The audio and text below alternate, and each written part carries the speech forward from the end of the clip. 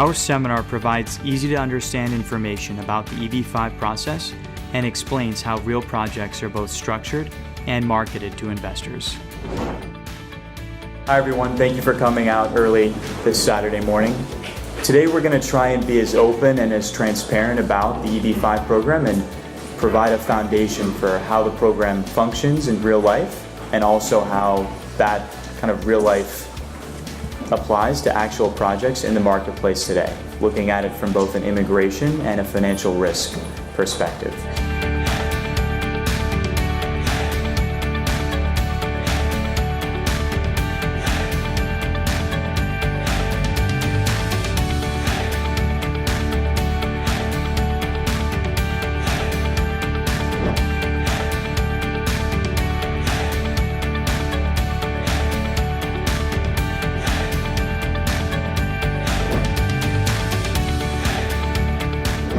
Let's say you're a developer and you're looking at 2 hotel sites. You want to do both of them right now. You've got enough cash to do one of them, and you're going to raise EB-5 for the gap on both so that you can do both. It's helpful if you start the first project, start bringing the EB-5 in, and sit on that extra cash until you know the EB-5 is there before you start that second project to show that your balance sheet, if you needed to, you could fund the rest of that hotel if the EB-5 doesn't come in, even if you don't actually put that cash in. Once they've completed that conditional residence period, they file the second form, A29, which is a removal of conditions form, which is telling the government, hey, I've created the 10 jobs. Here's a documentation on how those jobs were created, either by construction expenditures happening or revenue creation happening or direct jobs, direct employees being hired. And then that form is processed and reviewed. And then once approved, then the investor's conditions on their green card are then removed.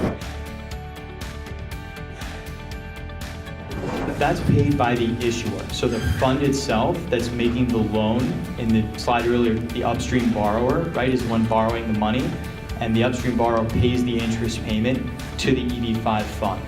So the best practice is to file the exact same documents on the business plan, the economic report, the PPM, all the project documents that you filed on the exemplar, keep it exactly the same for that first investor. If you do have a guarantee like that in place, it's a contractual obligation.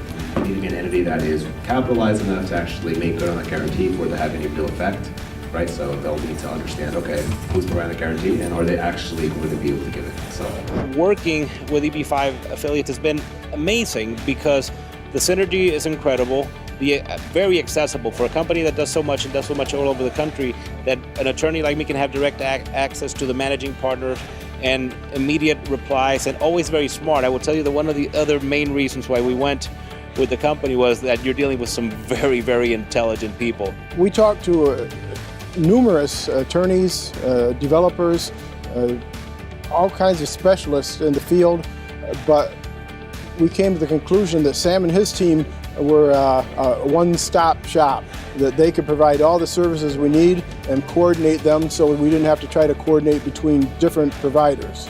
The seminar as a whole provides a comprehensive overview of EB-5 projects and how they're structured. The information was provided in a nice, clear, concise manner, and I would definitely recommend it to everybody. For those of you getting started or trying to understand what EB-5 is, I would definitely suggest coming to one of these conferences.